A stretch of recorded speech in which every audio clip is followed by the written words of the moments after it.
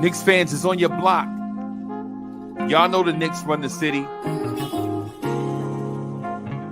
Pull them shades back.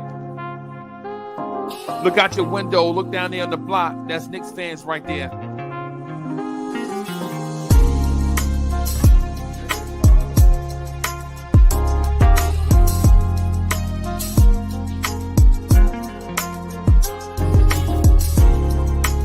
It's about that time. It's about that time of the week where you get ready for your work week with a man that is so smooth he does not require a chaser. The main man, the real, still the real Anthony D. And your main man, Jersey's finest, the number one rocker, the hood representative, Uncle Freezy. Let's go. Yo, party people in the place to be. What's good? It's your number one Chief Rock Knicks Universe, your main man, Uncle Freezy. I'm joined by the man that is too smooth. He is so smooth, he does not require a chaser. And he is in the building. Salute, sir. Bim. First of all, I'm sorry, AD. Go ahead, bro. I was just gonna say good morning. Salute to the chat. Real King. I see you in here nice and early. Salute. Another Sunday. Let's go. First of all, let me say there is no universe that Pernell Whitaker can beat Floyd Mayweather. Somebody's been telling me that all week. There is no Is that where we're starting? There is no universe. That where we're starting this morning? Right. Hey, Miss Michelle, building salute. Good morning. There is no universe. And well, let me ask for Earth status. What weight are they fighting at? Are they fighting at welterweight or are they fighting at lightweight? I don't think that man can beat him at any weight. I don't think Sweet Pea got enough power to keep Floyd off him. And I'm talking about Pretty Boy Floyd, not Money Mayweather. I'm talking about a healthy Floyd, not a broken hands Floyd. So you're talking about lightweight Floyd. About 135. 135. Yeah. It's a great argument because that would lead you to believe that those two are the best lightweights of all time. No, I do not believe that. Okay. All right. So let's just stay with this conversation. Floyd, Pretty Boy Floyd was an offensive fighter. Yeah. Lightning in both hands. Yeah. Right? But Pretty Boy Floyd, that being said, was still a counterpuncher. Right. You weren't going to counter. And I know, because I've seen on YouTube, and Floyd has spoke about it a little bit as far as when he was, 17, 18, and, sparring in the gym with Pernell and so forth, and it was said that Floyd got a couple of times got the best of him or whatever, but that's sparring, and that can happen, especially when you're there with high. And sparring is not 12 or 15 rounds either. Yeah, bigger gloves, smaller gloves, bigger gloves. Bigger gloves. Everything's. I don't want to say everything's measured, but the champ is probably working on some things or whatever. Pernell, his offense, which he doesn't get enough credit for, it kind of leads to what we know him for, his defense, because he's always touching you. Yeah, he's not the hardest puncher in that weight class ever, but he's probably one of the most slick, and he's always touching you. You're not gonna hit him now. I mean, let's be honest. You're not gonna hit him. He's always touching you, and for me, that's not a fight that I've dreamed of. As far as great fights that I would definitely not Money Mayweather and because I think Pernell would beat him, but it's not an exciting fight to me. Even in their primes at that weight, because neither one comes forward. You see what I'm saying? And to make the best fight, in my eye, it's always been Bull Matador. That makes the best fight. Not when Bull or Bull makes it or Bull. Yeah. You know. Yeah. When both guys are kind of like figuring it out, and like I said, you know, Purnell is constantly, you know, kind of touching you, kind of always moving, while Mayweather is more so shoulder roll, counter, footwork, excellent. Footwork. Yeah, it's not going to be the most appealing fight. If you say, well, Mayweather Duran, you know. What would you say, Mayweather Sugar Ray? Just real quick before we move on. Sugar Ray knocks him out. Get out of here. He's too big. Get out of here. Sugar Ray at 147? Can't keep him off of him. Nah, man. He can't keep Sugar Ray off of him. He can't keep Sugar Ray off of him. He's gonna be made to fight. And that's not Floyd's. The greatest of Floyd is when Floyd is able to stay in counterpunch. See, because he's measured. Floyd is one, maybe 1-2. Ray is 5'6'9". Ray is 5'6'9". Yo, I'm gonna say this, and I think it's gonna sound ridiculous when I say it, but I think Prime Meldrick Taylor might be able to stay with Sugar Ray. He knocks Prime Meldrick out too. Probably. He knocks Prime Meldrick out. Great fight.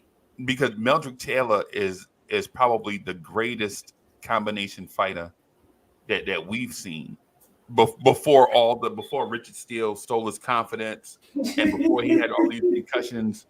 And yeah, man, yeah, I would.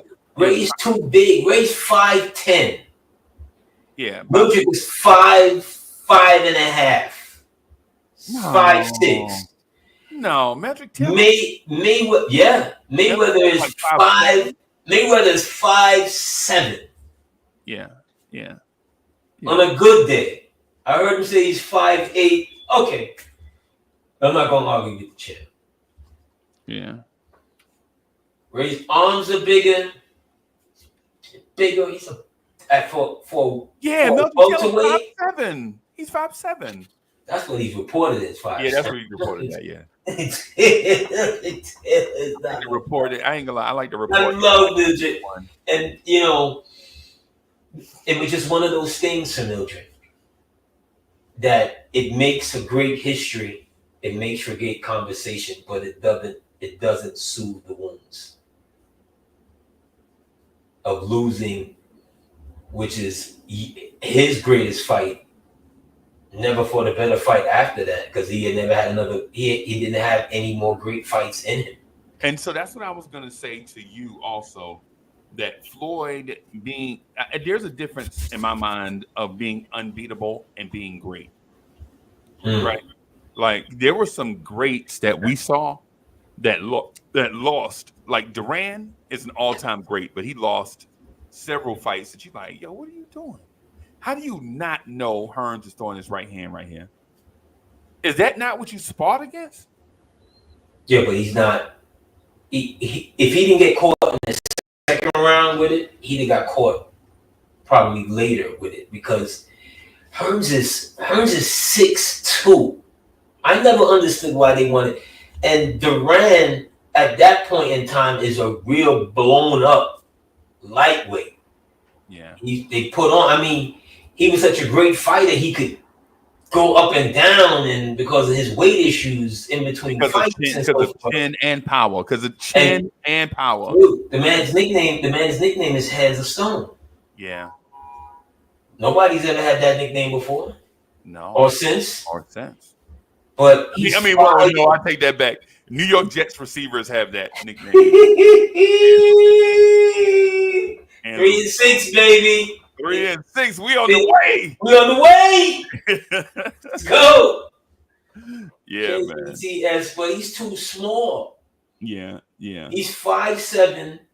He just moved up to which was then when they just had shifted around the divisions to now super welterweight.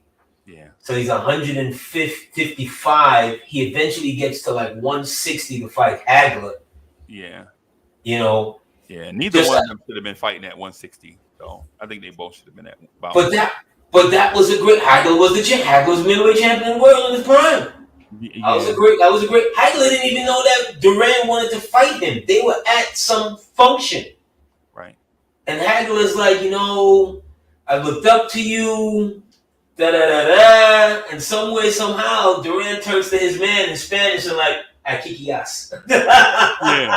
Like, go ahead, hook this one. Yo, yeah. Make the fight. He's not that big. Yeah, yeah. That's basically what he said. He's like, yo, make the fight. He's not that. Duran sized him up. Right. Duran is like, all right, I'm 5'6", 5'7". You're 5'7", 5'8". Ish. Yeah. Okay. Yeah. When I'm not training, I'm like 200 pounds. All I gotta do is get back down 50 pounds. All right, 60, 40 pounds. In his mind, yeah. In his mind, and he gives Marvin a hell of a fight. Yeah. Yeah. A 15-round close decision, hell of a fight. Yeah. The angles he used in that fight, the Duran fight where he closed off them angles. And even though Hagler is not a backup fighter, you do have to create room to get your punches off. Right? Hagler is not, that guy is a straightforward in line. The harder you hit him, the more intense he get. Right? Do you remember the Mugabi fight? Bro, Mugabi was something, bro. Mugabi was somebody, bro. Mugabi lumped him up? Yeah, Mugabi was somebody, man. John the Beast Mugabi. He was somebody, bro. It seemed like he was fighting like every Saturday, like once a month. Yeah, on ABC. Yeah. It seemed like he was fighting once a month. When he came into the picture with the Duffy clan. Yeah. The Irish Caps. When he came out, I don't know what the first time I think I saw him fight a guy named Marvin Vampire Johnson. That was like 82, right? That was like 82. Like somewhere there. And he knocked Marvin the fuck out. He knocked him clean. Yeah. And it was like, from that moment on, it was like, yo, we got to get him on. We got to get him on TV. We got to get him, and we got to get him on TV more often. He was knocking everybody dead. Yep. Yep. And the irony is with Mugabi, nobody really wanted to fight him because of his style. He was knocking everybody dead. Yeah. Yeah. He was that. He was that. He came over that. When he hit Hagler, it was the first time when he hit somebody, the person didn't fall. Bro, he hit Hagler flush on a lot. I'm talking about the first. I'm talking about the first time Hagler. So Hagler, they were just hitting each other, like touching up, whatever. And he turned, like you could see him roll a shoulder and move his foot back. And Hagler looked to step and come with him, but before, bam! And Hagler was like, okay, you could see in Hagler's face, okay, he got me. He thought he got me right there. He thought he got me, but I'm going to see how many of those he has in the tank. How many times is he willing to get that shot off at the same time I get my shot off? We'll see. It was who's going to be here last, because right, yeah, really and truly, when he fights Hagler, Marvin really doesn't want to fight anymore. Right. He really's no longer in his prime, but it's another big check. And he had waited. After he beats Hearns, he kind of finally had arrived. He was kind of the guy outside of Tyson and the heavyweights. Yeah. Right? Yeah. Yeah. And but by that time he's 32. Yeah. See what I'm saying? He had been fighting for 11, 12 years, if not longer than that, professionally for a long time. Yeah. Since he was like 19. Yeah. He turned because he didn't go to 76 Olympics. He turned pro and fought for like $50. Yeah. I know that route, bro. Yeah. So, and by the time he gets there, it's like, all right, let me get this payday again, and then I'm gonna go off. And what it is and the reason why he fights Mugabi at that time, what people don't remember, is the class was basically cleaned out. Mugabi had what, 24 fights, 25 fights up to that point? I think I know definitely less than 30. Yeah, he didn't even fight a lot. Yeah, definitely less than 30 fights. If memory serves me correctly, I may be wrong on that. But yeah, how will you have like 25 fights and you fighting the champ and maybe the greatest of all time at that weight? But he had the backing. Like I said, he was with the Duffy boys. No. I mean, no, I'm talking about in terms of Hagler accepting this fight. Oh, well, he accepts he accepts because of the money. Right. And Mugabi and them has the backing. But what I'm saying is, if there was somebody else, let's say of the Kings, if the Kings were around, he could have accepted that fight and got a bigger check than he would have got from John the Beast Mugabi, in my opinion. The Kings it was still guys around. Remember that you still had Rodon.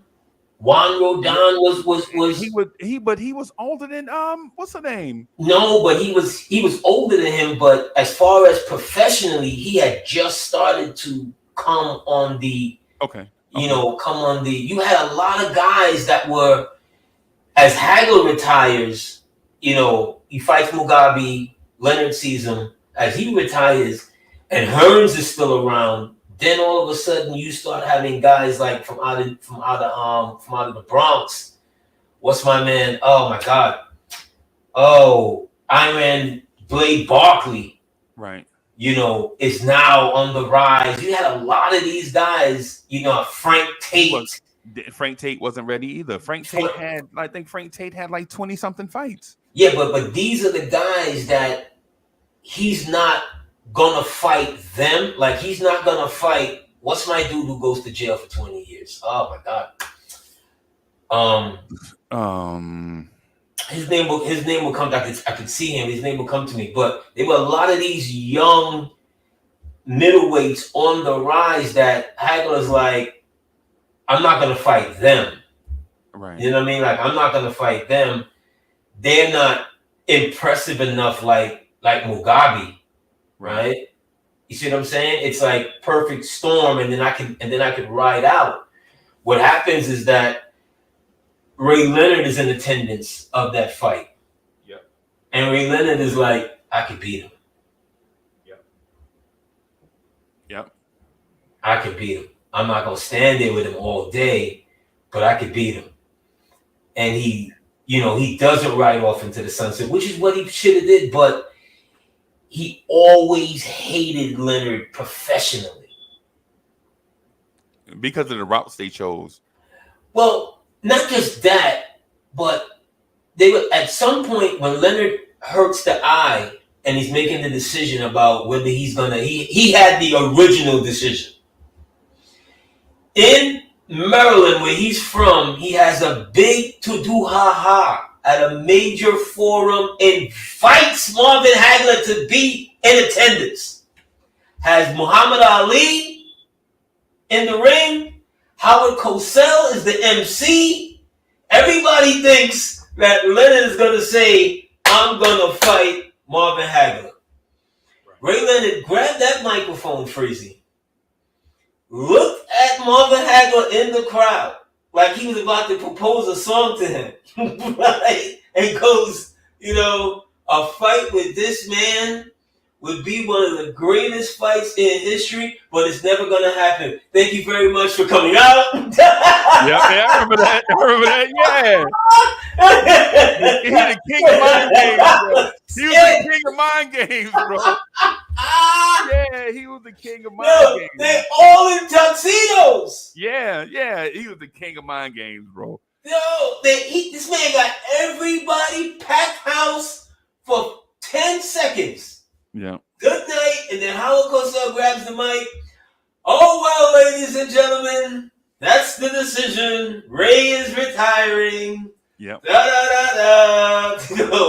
So Marvin always Marvin held on to that to like his like Frazier Ali. he held on to that for the rest of his life. Like, dude, you brought me. You not only me, you brought my wife. Yeah. Yeah. You don't embarrass me in front of my woman. Right. Right. Nah. Yeah. I need this fight. Yeah. Yeah. We have to, maybe one of these days on playback TV, we'll watch that fight. We don't. And because what I wanted to do, I wanted to talk because what it is as a boxer, there's like a level of cognitive, recognizable stuff, and if you're a judge, you should notice some of this stuff. There were some rounds stolen by Sugar Ray. And if you're a Hagler, you should know that man can't beat you. He's just going to try to steal rounds because it don't matter. History won't care how he won the fight, right? No. Unless it was dirty, right? Yes. But history won't care how he won. History's going to look back on it as Sugar Ray won. And what he did was allow the last 45 seconds of each round to go to Sugar Ray. Yes. And Sugar Ray ain't even did nothing. Just put the leather on him. Right? Not even all the judge is scoring. Did he put leather on legal areas? Right? He just hitting Hagler on top of the head, like pitter patter, pitter patter, pitter. And Hagler is like, is that all you got? Is this what I waited for? Let's fight. And Sugar Ray's like, nah, bro, I just want this to go on my record. You have to. The first mistake tactically that Hagler and his people made was he took more money for a bigger ring. You see how big that ring looked like a mall? That ring looked like the shopping mall. Right. Because the moment he came out, it was side to side, turn around, go in, tap, tap, tap, come back out, side to side. And he had one of his corner people yell out 30 with 30 seconds to go. Then he would flurry. Yeah. Take the round, move on, while Hagler was still getting acclimated. Lathered up. And that took like 4.5 rounds. He lost like the first 4 rounds. And that right there is a career blemish. That's where you can argue however you want in it. Did he win? Remember, it's the entire fight. When it goes to the scorecards, it's not, well, Hagler won rounds 7 through 9, so therefore he should win. Nah. No. What happened to rounds 1 through 5? 1 through 5. Right. There was a second. There was a second, I think, in the third round where I was like, yo, Sugar Ray, if he do that again, he in trouble. Right. But then Sugar Ray was smart. Sugar Ray got on his bike. He went to that long corner. He went to the food court all the way in the other corner of the ring. And then Marvin didn't come out. Ray always had issues with southpaws. Always. Everybody has issues with yes. And Hagler is a natural southpaw. Even southpaws have problems with other southpaws. It's just an awkward, you looking to throw and they're throwing on the same side, and now your power punches are hitting each other in the air. And then you're bobbing out of the way, you bumping heads, right? And then you reverse pivot. Now he's way over there and you way back here. And then now you got to close the distance. It's just, fighting southpaws. If you watch that fight, the first 5 rounds of the fight, look at Hagler. He's not in a southpaw stance at all. He's allowing Ray to dictate what he wants to do and running around a very big ring. And it's a shame we never got to see part 2 of that. A second. It's a shame we never got to see Hagler and Hearns part 2. Right? They tried, especially with Ray and them, but Hagler refused to get back into the ring. Right. For way more money. Ray, I seen him tell his story. He said he cornered him at one point. It was like, look. What we gonna do? We about to get this 50 racks. Right, bro. Would that not have been the highest grossing fight ever? Yeah, at that time. This is pre De La Hoya, right in that that funky, stages of Tyson coming out of jail, not going to jail, whatever. It's right in that. It would have easily been the biggest. They were too old, though. They were too old at that point. Yeah, but they were still fighting. Remember, Ray and Hearns have a part 3 or part 2 when they do the war, and by that time they were like 36, 37. They still made money. Right. Yeah, I wouldn't want to see, because I thought in '87, I thought Hagler was done, and if they fighting in '92, I don't know if I want to see a '92 Hagler. You know what I'm saying? And so I know that sounds weird, but I don't want to see a 38-year-old Hagler against a 37-year-old Ray Leonard, 36-year-old Ray Leonard. I don't know. I mean, Hagler had enough. Ray didn't. Hearns didn't. Duran didn't. Yeah. They all didn't. Right. You can't name a boxer outside of. I can only name really 2 or 3 that when they close the door, they close the door. And we're talking about within like 60-year intervals. Yeah. Yeah. See what I'm saying? Here's a name that people may not remember, Prince Nassim. When Prince Nassim lost, that was it. Yeah. He walked. This dude was like the Jeremy Lin of boxing for a minute. Man, he had power. Man, he had like a little power, bro. But he had the worst style. He had the worst style of fighting, but if he hit you, it was a wrap. It was a wrap. Yeah. But he had the worst style of fighting, and once he lost and he walked out the door, he never came back. Right. You remember Costa Zoo? Costa Zoo. The worst style. Ask Zach Judah, does he remember Costa Zoo? The worst style. Costa Zoo had a weird style, and by the time he got to Zab, I was like, man, Zab, great, get this dude out of here in no time, because his style was whack. But Zab, Zab was very undisciplined in his early part of his career. The one thing about elite athleticism and quickness is that you can depend on it, and all it takes is for one time for the timing to be right. Like Roy. Like Roy was probably had the quickest reflexes of a human being we've ever seen. At one, Roy was like what, 163, something like that. Something in his prime, yeah. Like 163, right? That man had the cat-like quickness and reflexes. Like even over Sweet Pea, even over Floyd, right? Those other guys, they could read your body and tell what's coming, and then wait till the last minute and move. But when you move, Roy move. It's just reflexes. You can't teach that in a gym. You can sharpen them. You can sharpen what you got, but you can't get elite level alien reflexes. And I felt like when Roy was going up and down in weight, he was tempting fate. Yeah. Yeah, he was tempting fate. Especially as an older athlete. Yeah. Roy kept. Remember, at one point in time in Roy's early part of his career, Roy didn't fight for like 2 years. Yeah. It's unheard of. Yeah. You talking about when he was beefing with his pops? That era. But at that time he was like 22. He didn't fight till like 24. Yeah, because he was beefing with his pops, and pops was still trying to treat him like a boy. There was a lot of.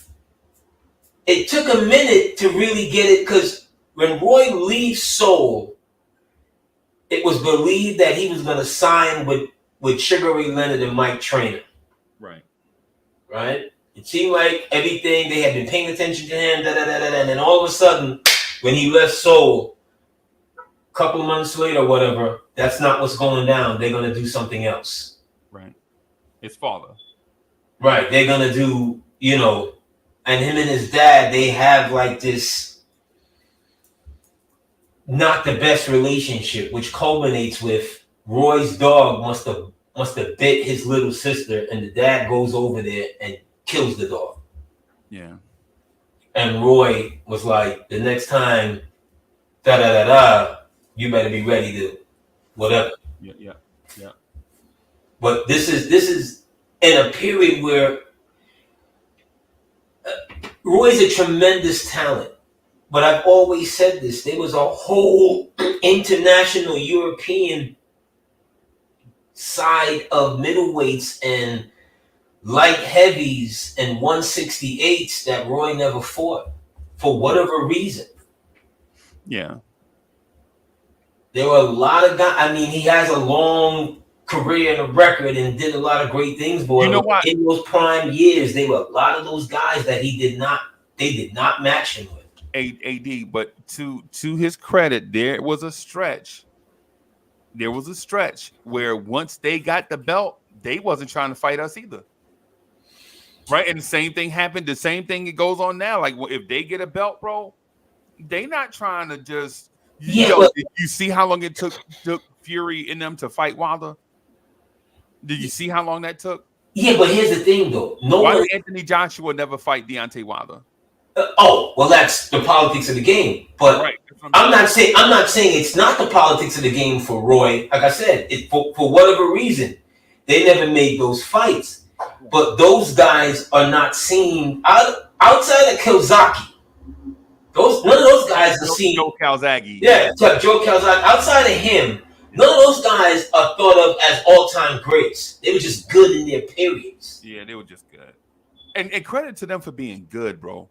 Because I don't think people respect. And listen, y'all, I want to talk some Knicks, man. I don't. Yeah, me and AD have. I didn't start it. I know it, man. I know it's my fault, man.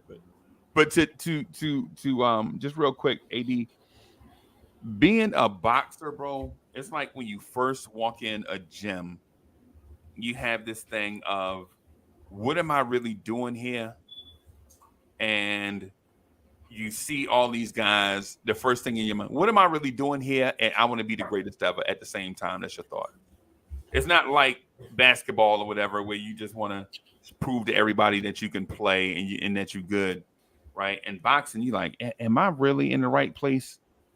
And at the same time, you're like, when you walk in, like in our field house, when you walk in, there's a hallway, right, before you get to the gym.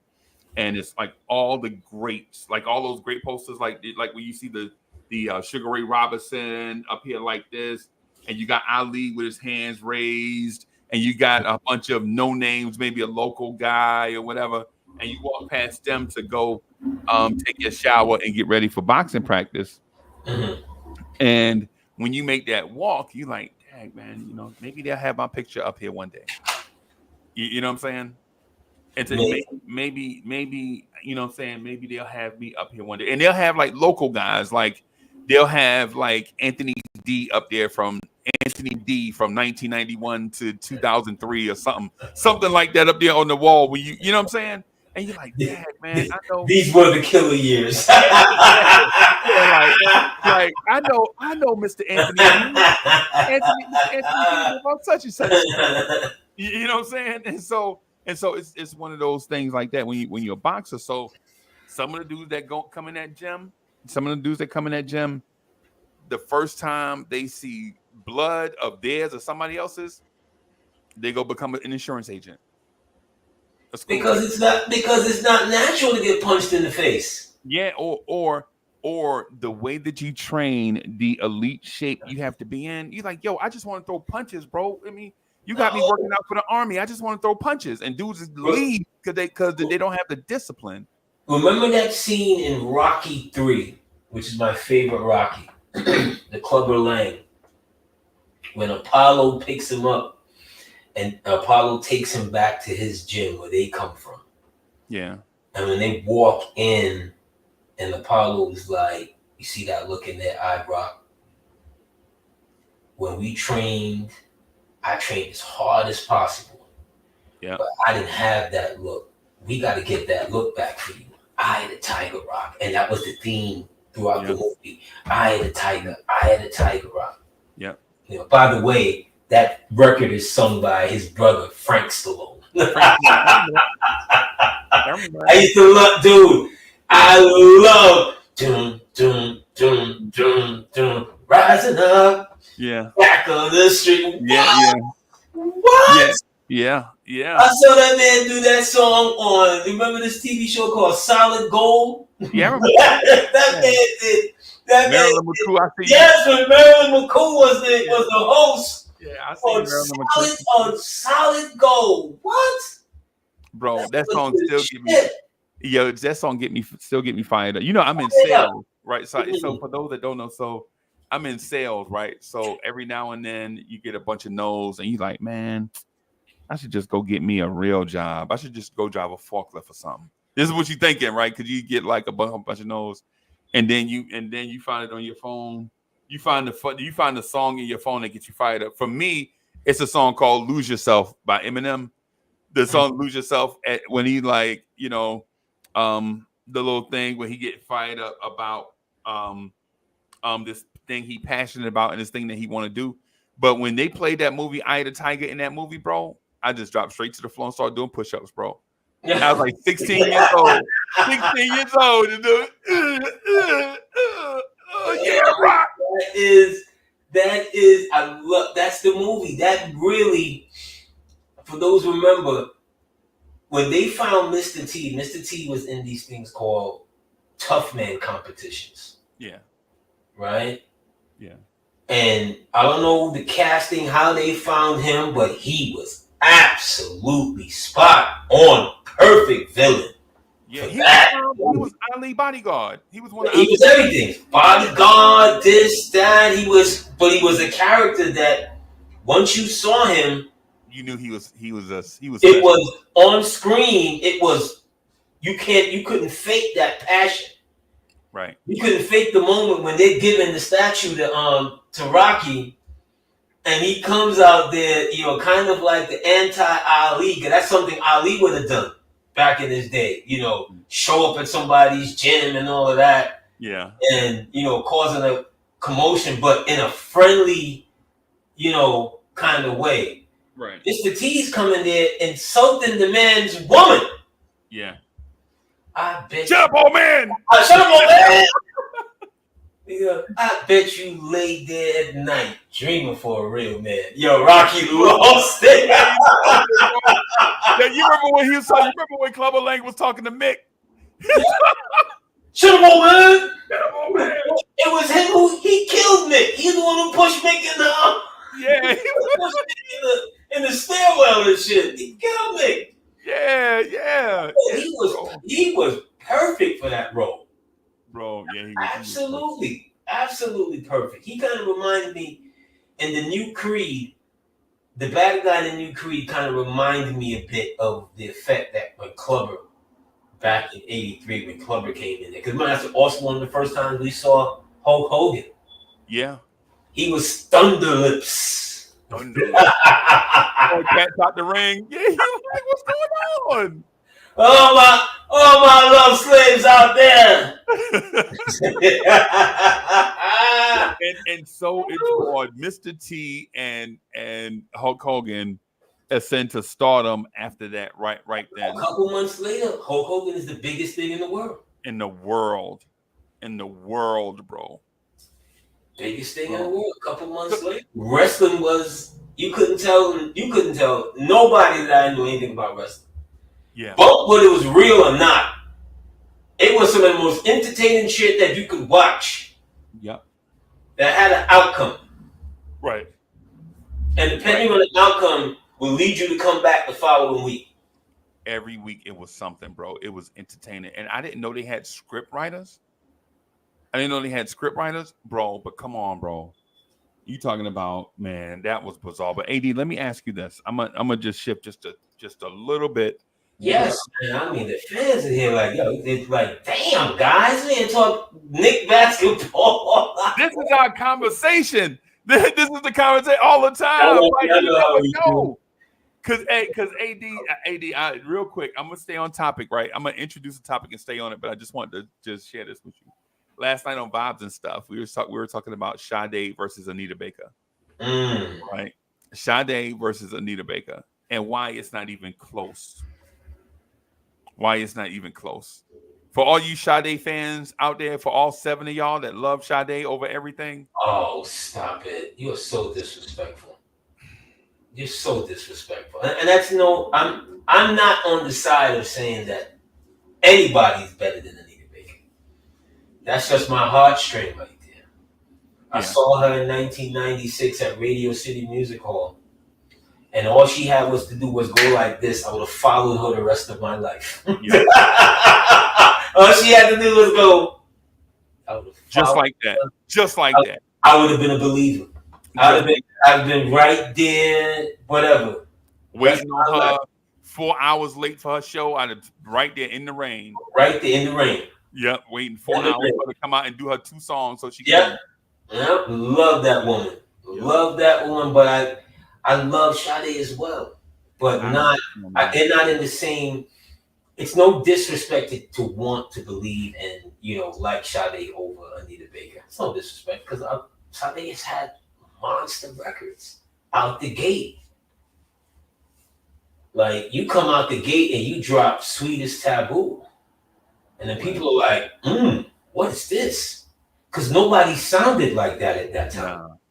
It was smooth, but we didn't know that was coming though. Yeah, that smooth R&B that no one, to her credit and to their people from where she came from, and however she came up with the style and stayed in her pocket and flow, nobody had that sound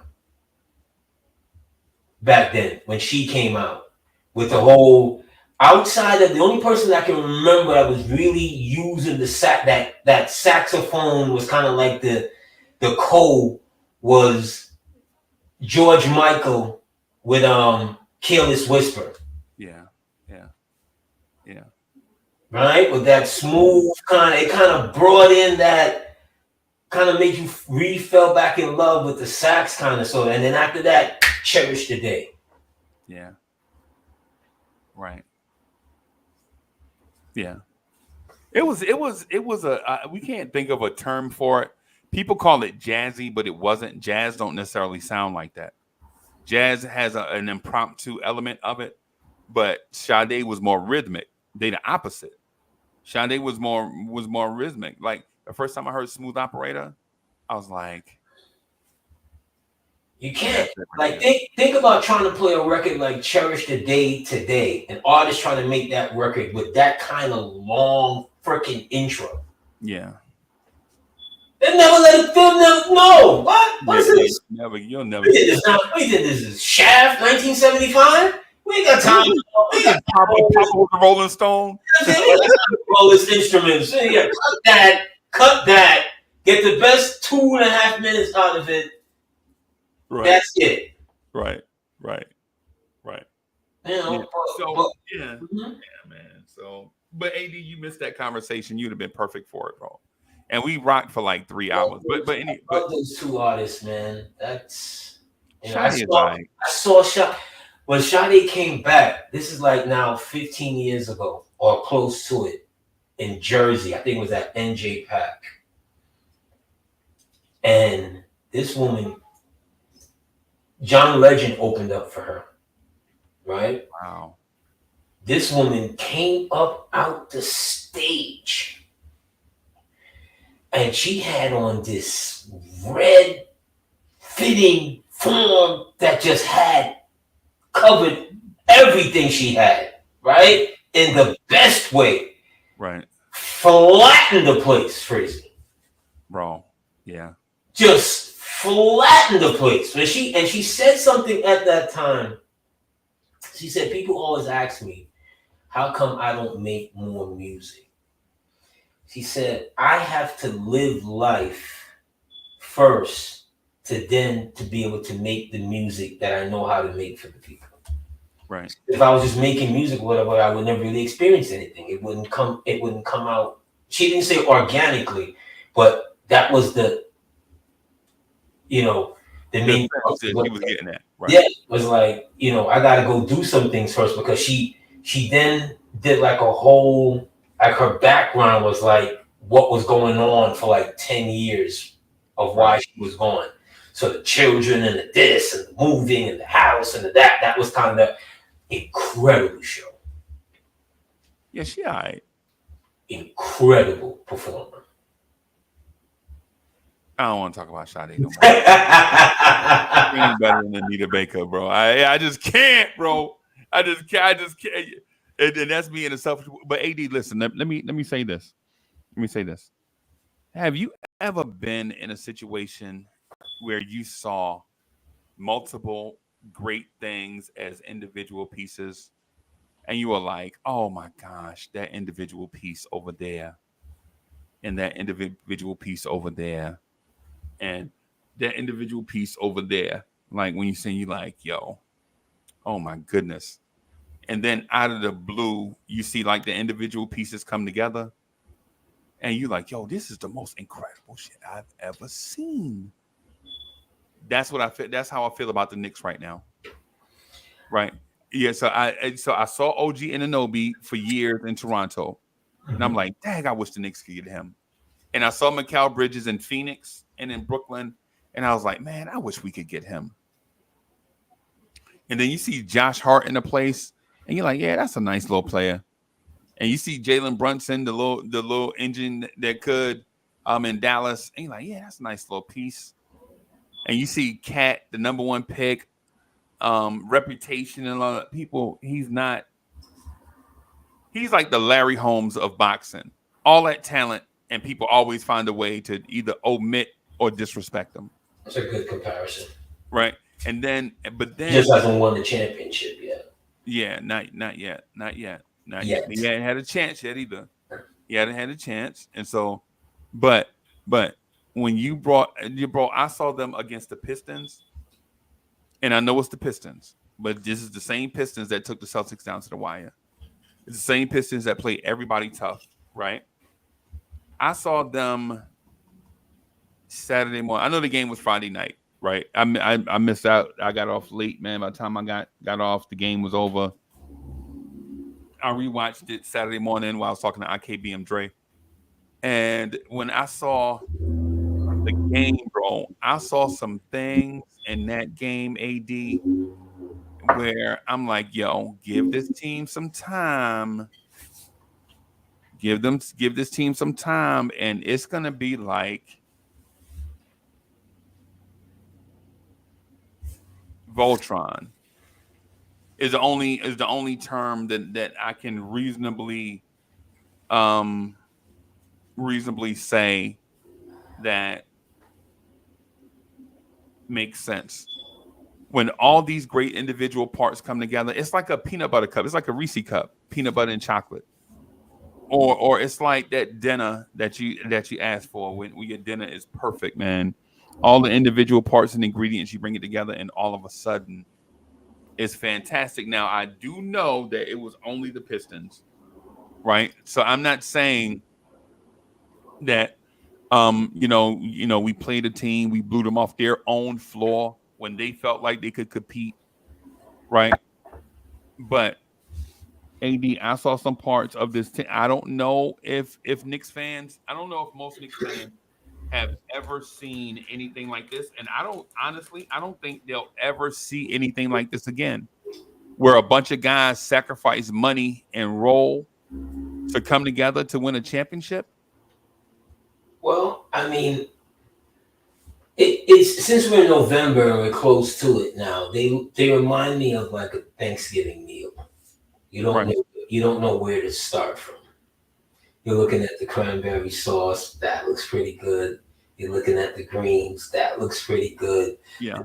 The macaroni and cheese is always my favorite. That looks exquisite. You know, the rice and peas, the peas and rice, the candy yams. There's so many things on your 2 or 3 pound plate, and you don't know where to give thanks to first. Right.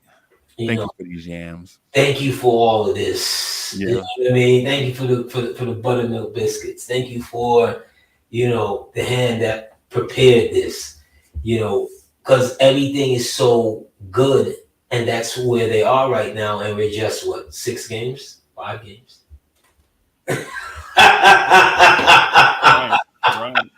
That's how thankful we are right now. We only got 5 games, and we are like, oh God, thank you. Yeah. Like, and even, is this our final pathway to you know, to that, I can't. There aren't any other combinations that I could think of. As far as any more addition besides a tinkering here and a tinkering there, whatever. You know, I heard somebody try to bring up the other day of, you know, Giannis is unhappy in Milwaukee, and what if the Knicks moved too soon and they were able to get Giannis? I'm like, that has been the conversation for the last 10 years. Yeah. What if? What if? What if? We're no longer in the what ifs anymore. Like, management has literally shown you, like, these are the moves that we think are championship moves. And guess what? You've never seen any management in your lifetime, and most of Knicks fans' lifetime who are watching right now or in the sound of my voice, you've never seen a Knicks management move like this. No. Period.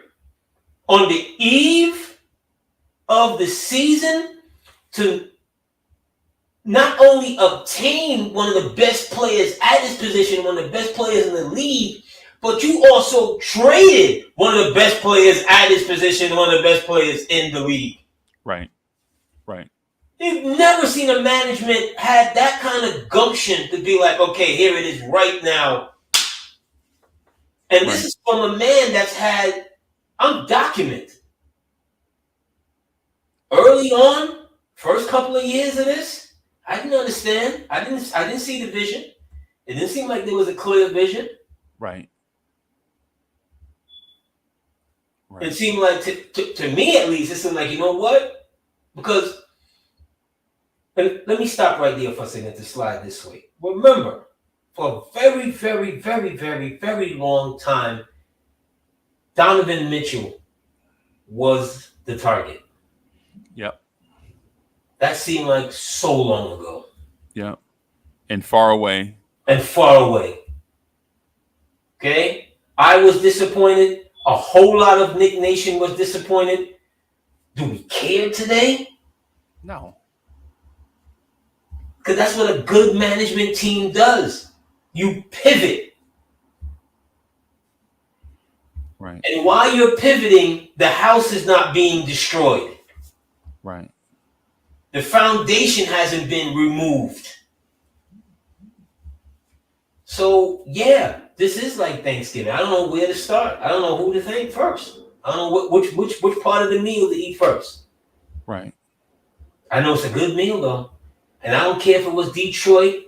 I don't care if it was the 1980-something 76ers that had set the record in losses. I don't give a damn. You're an NBA team. You suit up. You come on this court. You're going to get this work. Right. And that's exactly what happened. Right. Early. Right. They were down, 28 at the end of one. Yeah. And toyed with them the rest of the way. Yeah. Right. Right. Remember those early 2000s. I'm sorry, Freeze. Remember those early 2000s? And I mentioned this the other night because the game happened on Friday night. Right. And I still have Friday night flashbacks of, we're going to get there. Friday night Knicks on MSG. We won like 3 games in 2 fucking years.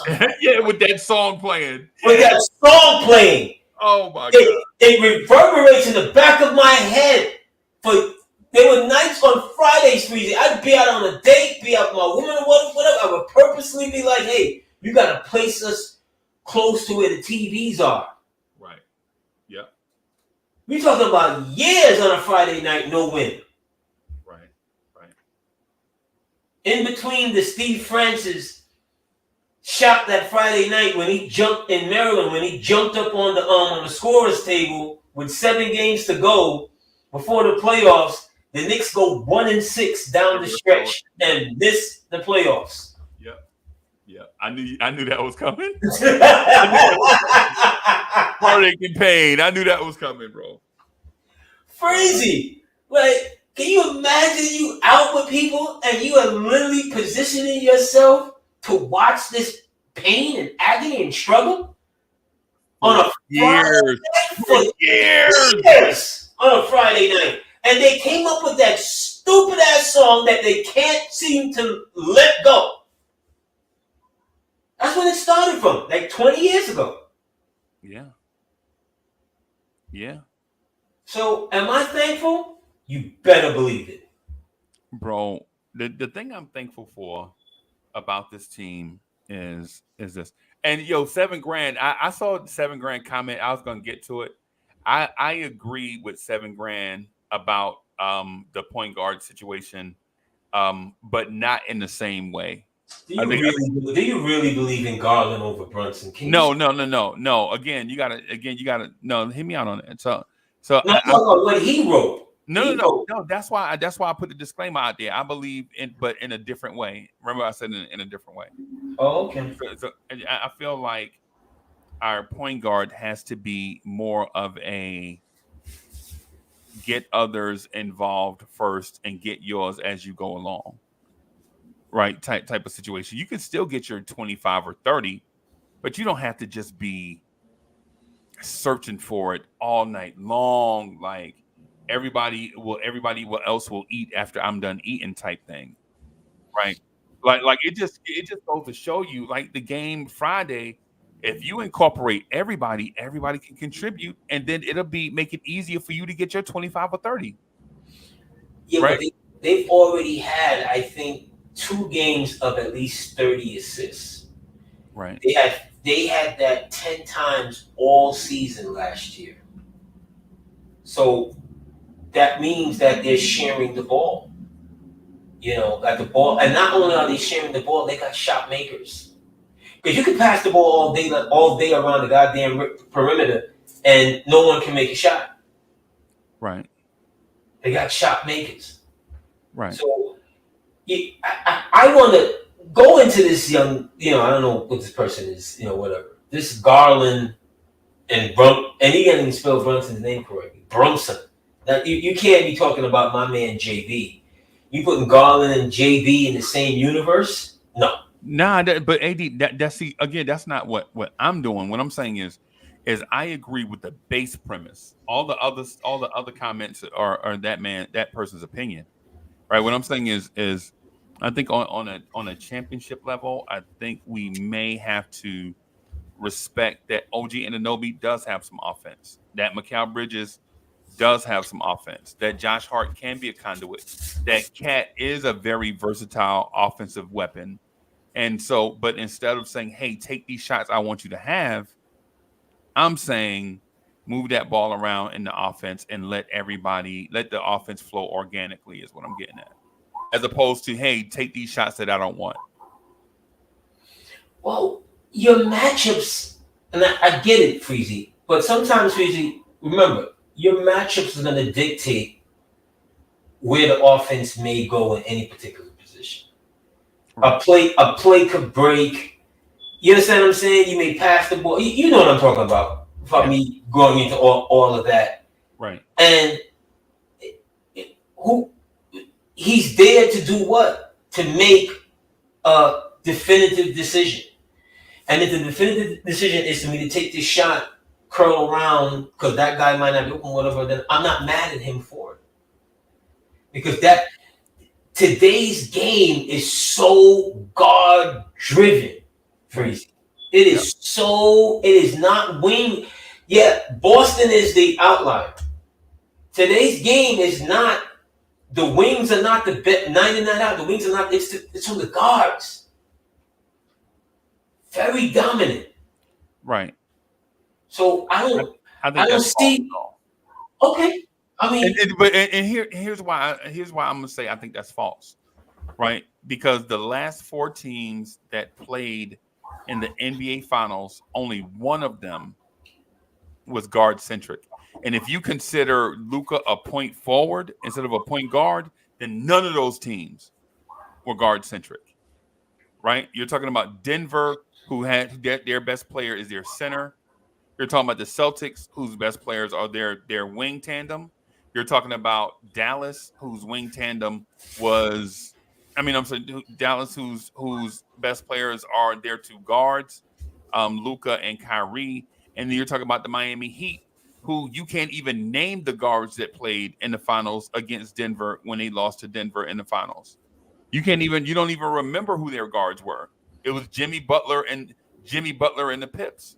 Basically. Look, I'll give you that, Freezy, but that's five teams. I'm talking about the entire totality of the NBA. Right. And so just let me finish my point real quick, because this is the thing that I want to mention. The Knicks are not a team that's pattern ring. Oh, however, they're not trying to be like. They're not. Assalamu alaikum. My brother. Yeah. And the justification of centralized communication. Nah. What I'm saying is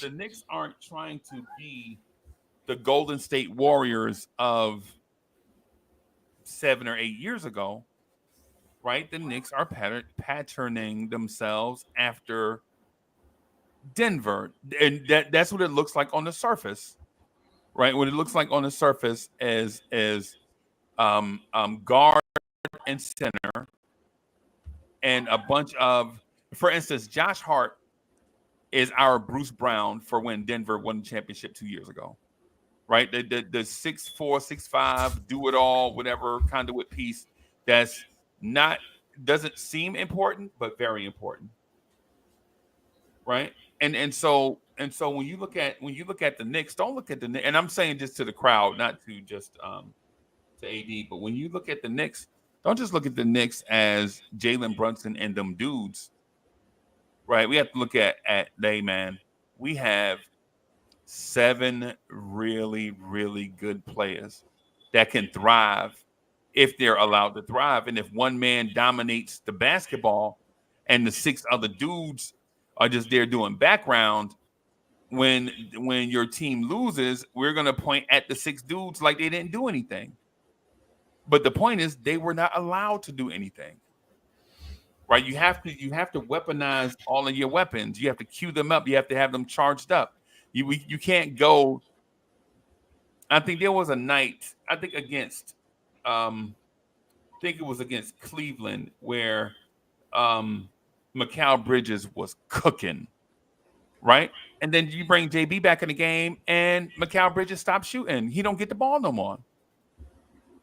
Right? It's this one thing, like, you gotta remember, even though you're a weapon, you have to strongly remember that you know.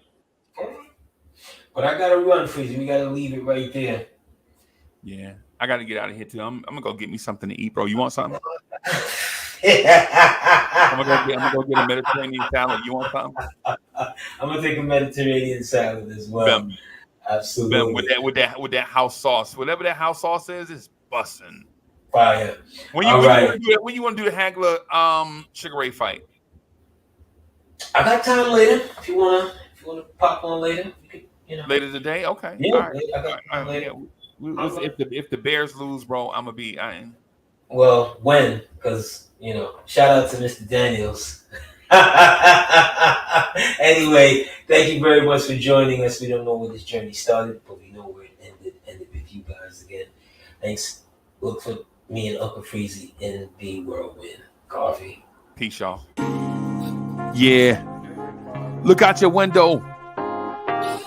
Knicks fans is on your block. Y'all know the Knicks run the city.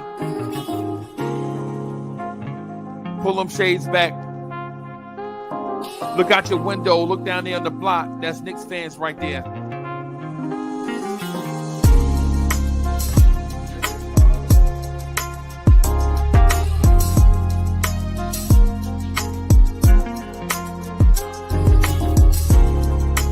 It's about that time.